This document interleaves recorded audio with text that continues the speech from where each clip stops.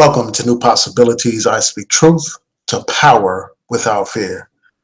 So for this first stream, I'm going to talk about Robert Mugabe and the situation in New Possibilities. I speak truth to power without fear.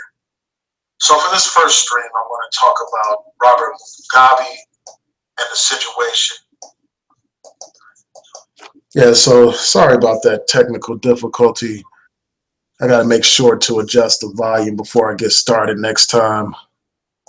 But I'm going to do a series of Google Hangouts, and this first one is going to deal with Robert Mugabe and the military coup in Zimbabwe. But before I get into that, I just want to allow people some time to tune in. And I want to start by talking about some future programs that I plan to do.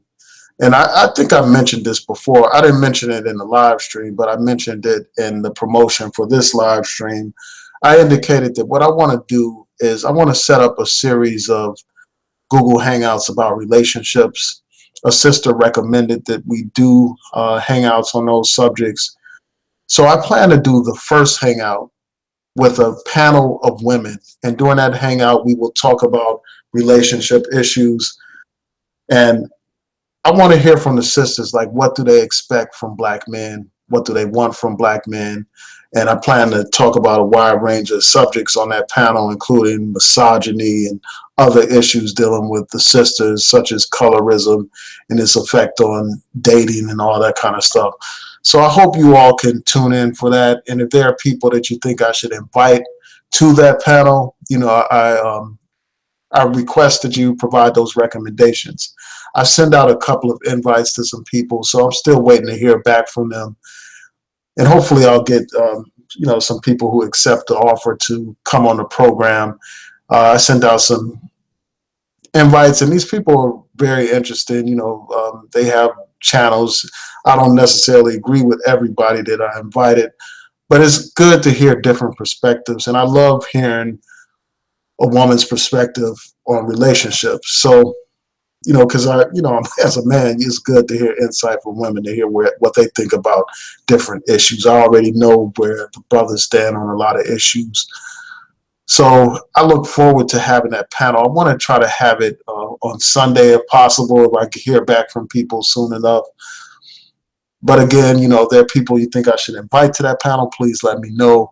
And then after that panel, I plan on having another panel session with just the brothers talking about what they expect and want from Black women. And I plan to do that, a few days later or the following week, where you just hear from the brothers. Shout out to Doug. Peace. Thanks for tuning in. I appreciate it. And you all can let me know if you hear okay, if I'm coming through fine. Let me know if there's any choppiness in the audio. I would appreciate it. So I plan to have a women's panel, a men's panel, and then what I want to do is have another panel where we have both men and women on that panel talking about relationships. So I want to shout out the sister, Warrior Queen, for recommending that, that we talk about relationships, because I think that's very important. And I want it to be a positive discussion, even if it's contested. I want it to be a positive, respectful discussion and enlightening discussion.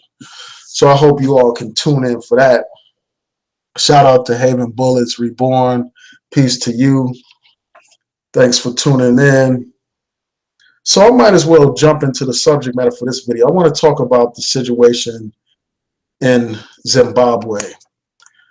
Recently, Robert Mugabe was overthrown. He's been placed under house arrest. The military has taken over the government. According to news reports, he's supposed to step down by Friday. That means tomorrow. For those of you who aren't familiar with Robert Mugabe, I'll include a link in the description box to the Wikipedia page that has a lot of background information about him. He was one of the leaders of the revolution in Zimbabwe to free that state from European colonialism. Zimbabwe was a British colony at one point. and he helped to liberate that country, and he became a head of state. He's been in power for quite some time. That state declared its independence in 1980, and since then he has been in a key position in that government. He's 93 years old, and there's been some controversy involved in his rule. A lot of people praised him because he was a revolutionary. He fought against Western imperialism and colonialism.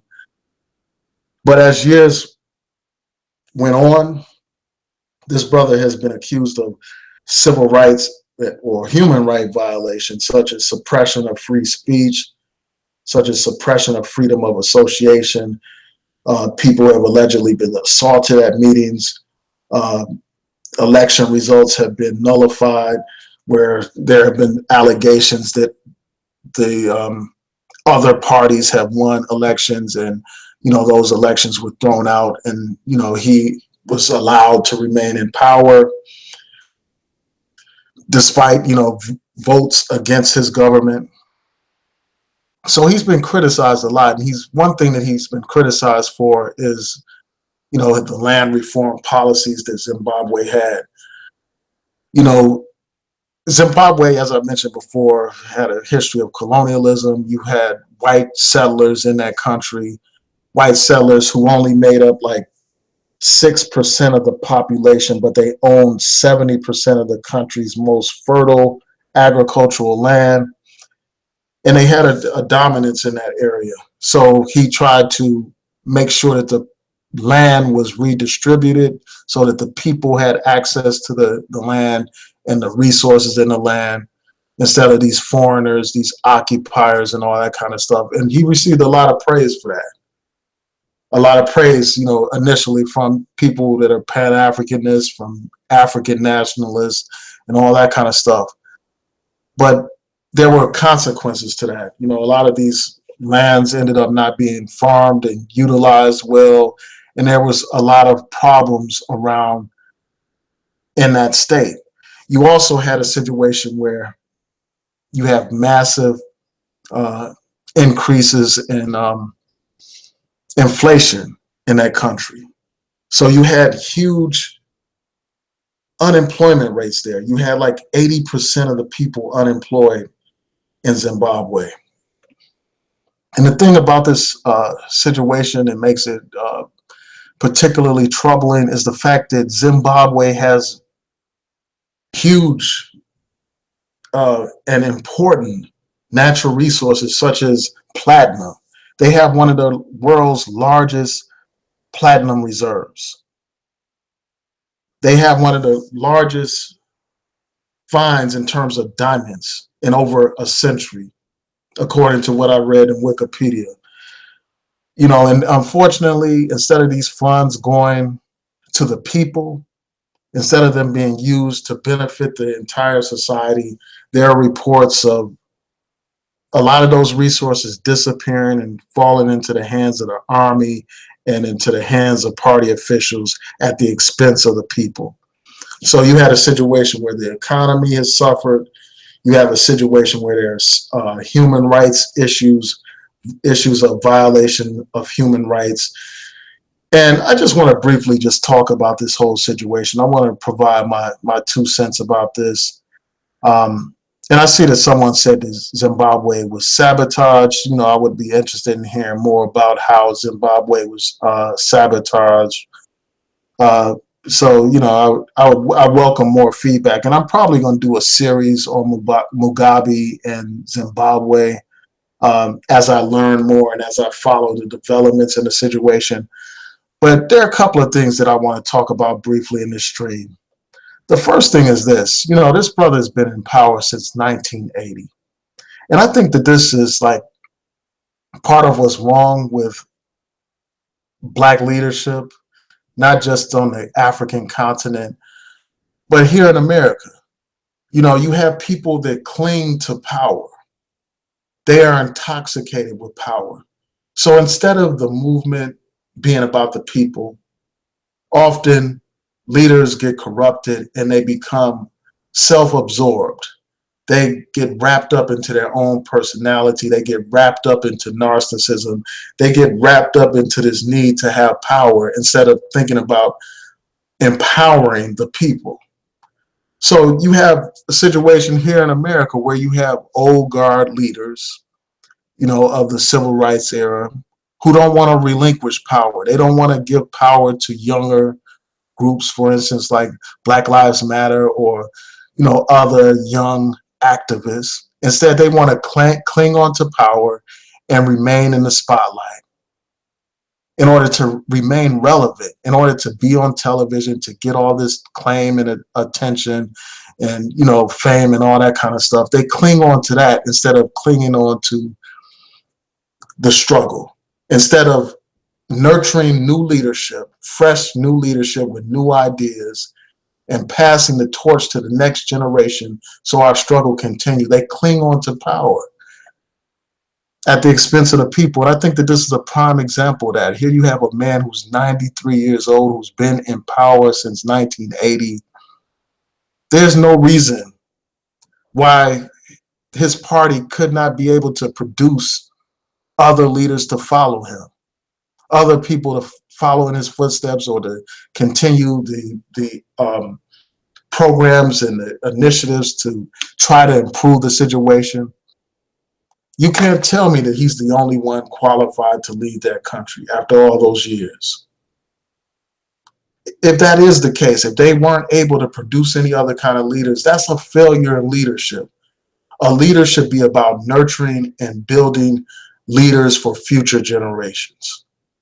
That's what leadership should be about. And unfortunately, you have these leaders in these different countries, and even in America, in these different civil rights groups or Black organizations who just want to stay in power for as long as possible until they actually pass away. They stay in power well past their prime. And I think that that's problematic because it puts the people in a bad position because there's no new leadership that's nurtured. And I think a good example of a leader that actually created leaders would be the example of Elijah Muhammad. This is a brother who taught men and women, and he raised up leaders in the community. And because of his way of raising up these leaders, they were able to continue well after him. And some went on to do different things. For instance, he helped nurture and raise up somebody like a Malcolm X or Minister Louis Farrakhan. Minister Louis Farrakhan, in turn, raised up other leaders like Khalid Muhammad. And that's what you need. You need leaders who are not just so wrapped up in themselves, that, leaders who are in a position where they are so confident that they don't mind sharing their wisdom and understanding and experience to raise up new leaders to carry on the struggle. Because we all are here just for a finite period of time. And if we really care about future generations, we need to prepare those generations to lead. And that's not what happens too often. Too often people are wrapped up in their egos that they cannot pass on power. And another thing that needs to be addressed is, this whole issue of the animal farm syndrome. And I don't know how many of you are familiar with that book by, I think it's, I can't remember his name, but I think it's the man who wrote 1984. And I'm sure somebody in the comment section will remind me of the author's name.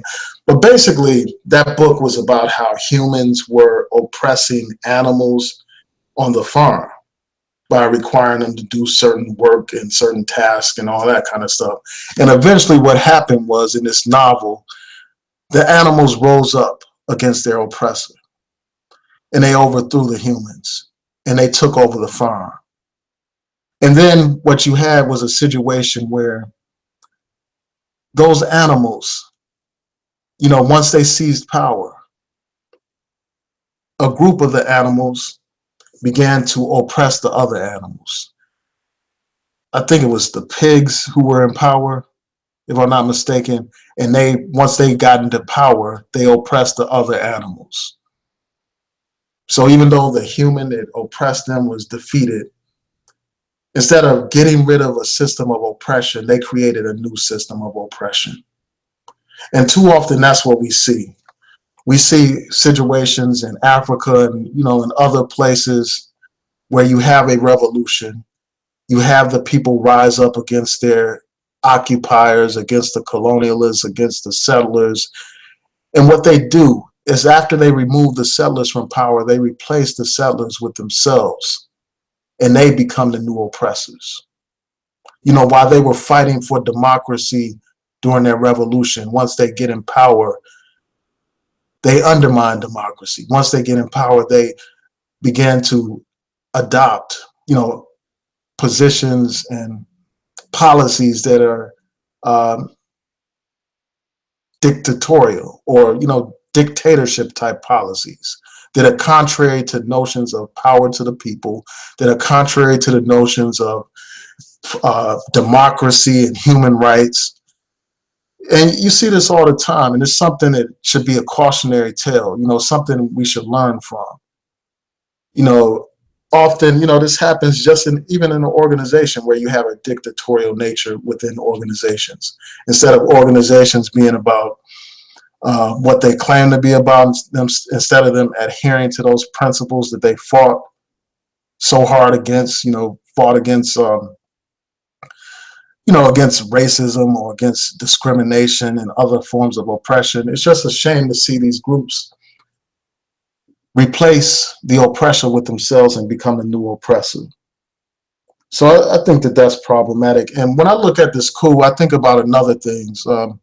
Another thing comes to mind, and that's about the Western influence. I wonder what kind of role the West played in this coup. And as I get more information about this, I plan to do further videos discussing this in more detail. Because that there has to be some kind of role that the West played in this whole coup. I don't think that this is some coincidence. The West has been hostile to Mugabe for quite some time.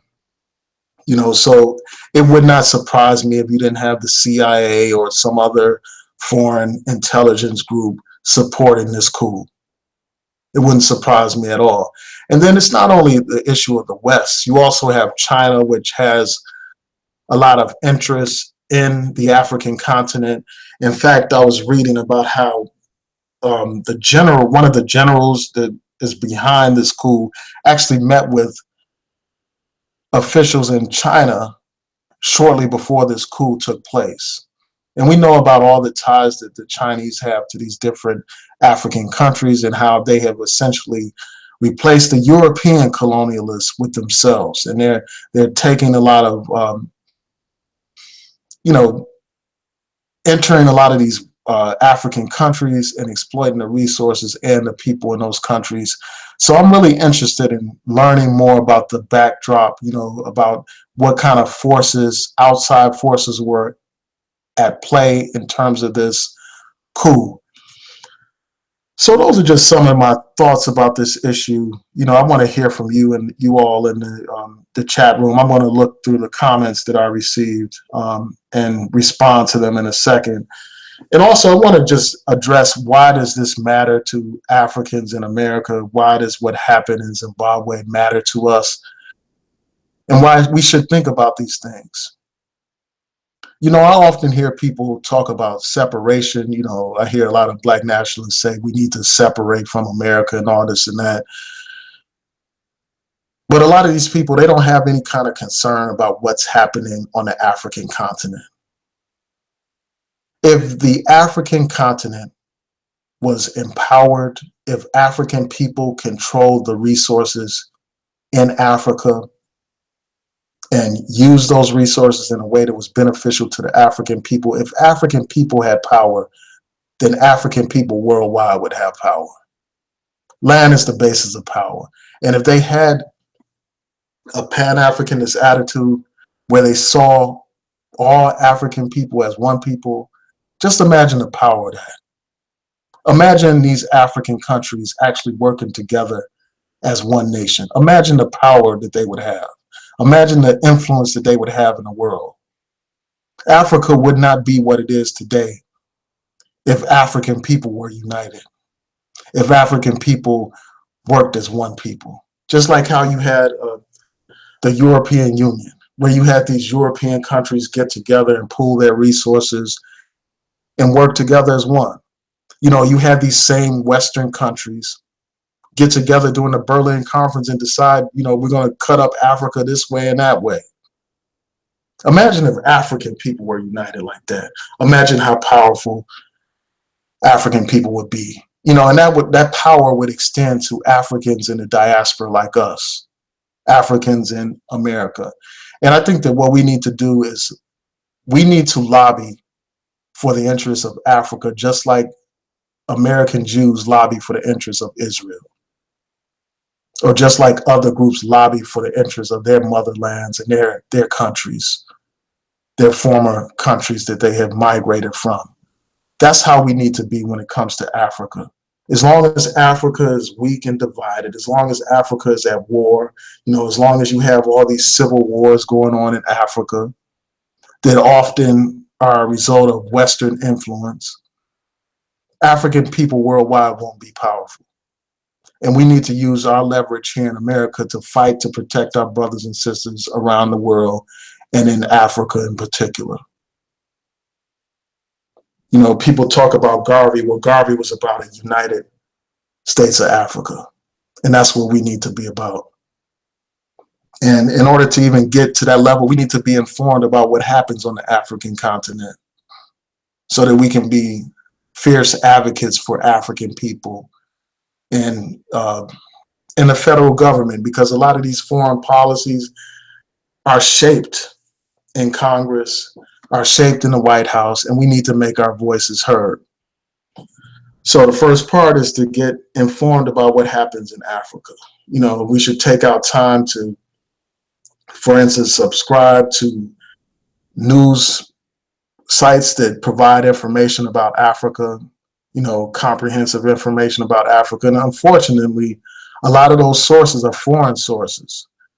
You know, you don't hear about much news dealing with Africa in detail unless it's some kind of crisis in certain places. And even then, it's just something mentioned in passing. So I would recommend like websites like, you know, BBC News or Al Jazeera.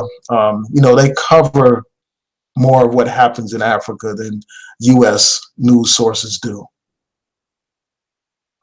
So I'm going to go through the comments now, and then right after this time I'm really going to go on to another live stream back to back. I just don't want to lump a whole bunch of topics that don't necessarily fit together in one stream. So let me go through the comments and respond to people, if you can bear with me for a second.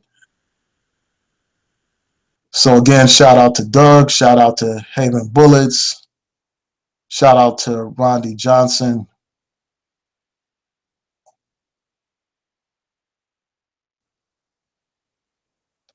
Shout out to everyone in the chat room.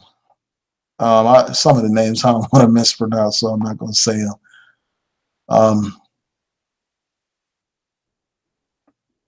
Now, someone here says that they are from Zimbabwe,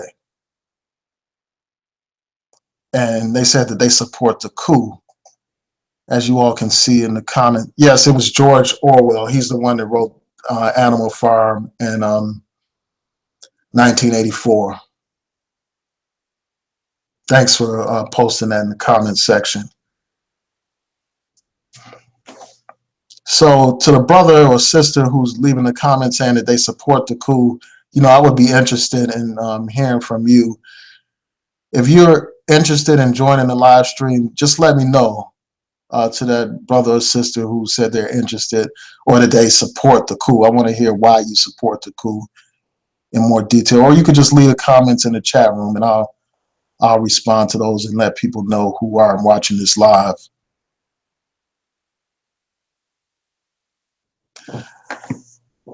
Now, Makem, I think that's how you pronounce your name, asked this. She said, they said, the question I have is this: will this coup bring forth a U.S. supported puppet or one that will speak for the people of Zimbabwe?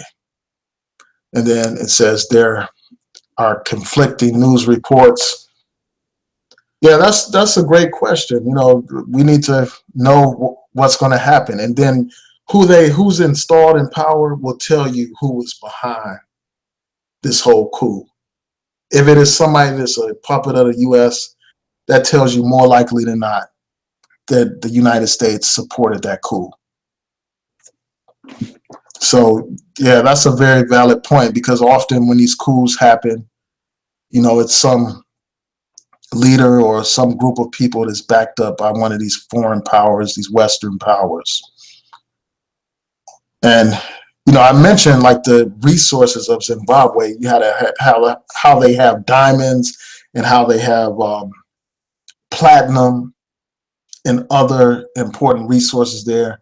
So the West colonized Zimbabwe for a reason.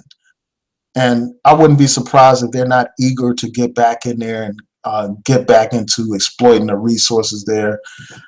Because from what I understand, like, it is difficult for foreign companies to operate in Zimbabwe under Mugabe, because, they have taxes, they heavily tax these foreign groups. They try to come in and do business there. So I'm wondering if they're going to use this coup as an opportunity to get in there and get into the diamond mines and get the platinum and other precious resources in Zimbabwe.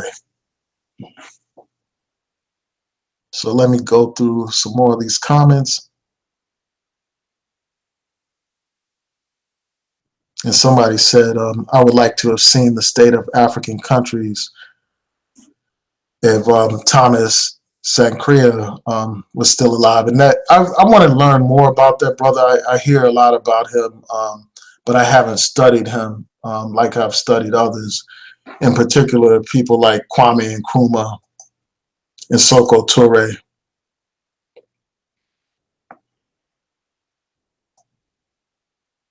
So let me go through some more of these comments.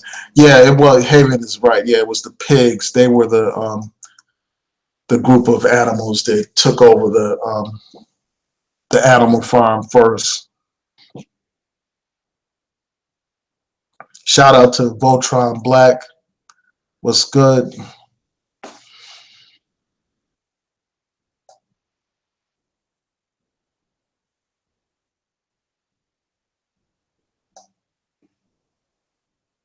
Yeah, I really need to study that brother.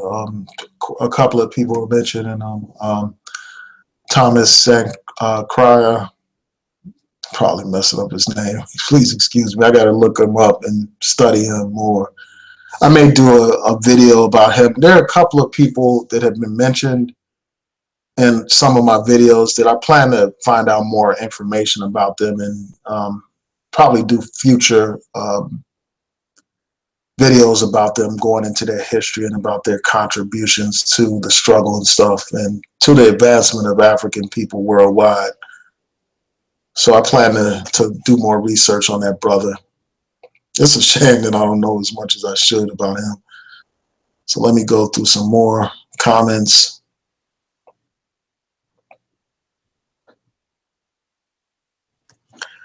Yeah, so I see that someone mentioned a brother by the name of Lumumba, who has more information about Zimbabwe and the current situation.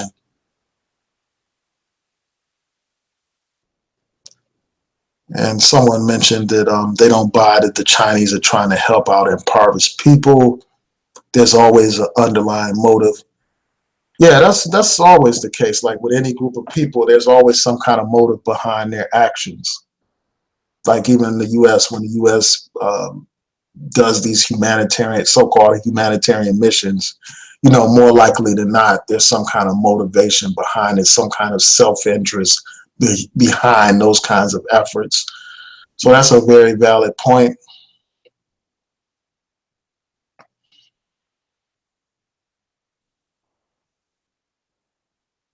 Yeah, so I'm gonna have to do more research on that brother that people keep mentioning.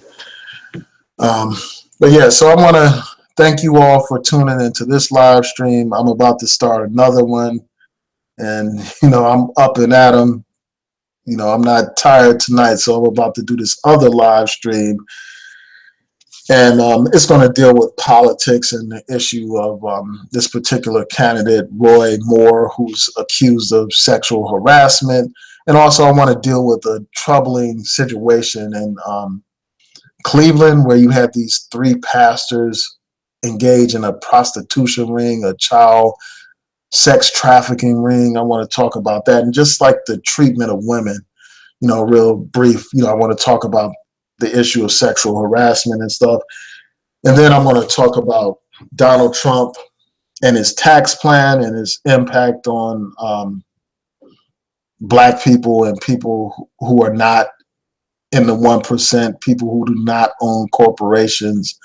I'm going to talk about like this whole effort to repeal Obamacare, which is continuing through this tax plan. And I want to talk about its impact, like what kind of impact this plan of these Republicans will have on people. And there's another thing that needs to be discussed with respect to the Trump administration, and that's the role that, with respect to the courts, like what the Trump administration is doing in the courts in terms of appointing these right-wing judges who are going to be in power for life, and the lasting impact of that on on law, on what happens in terms of our rights in this country. So stay tuned for that. I want to thank each and every one of you for tuning in to this live stream, and just bear with me. I'll be back up in a few minutes for the next one. Yeah, so I see KCC, you said that you can't post a link in the comments.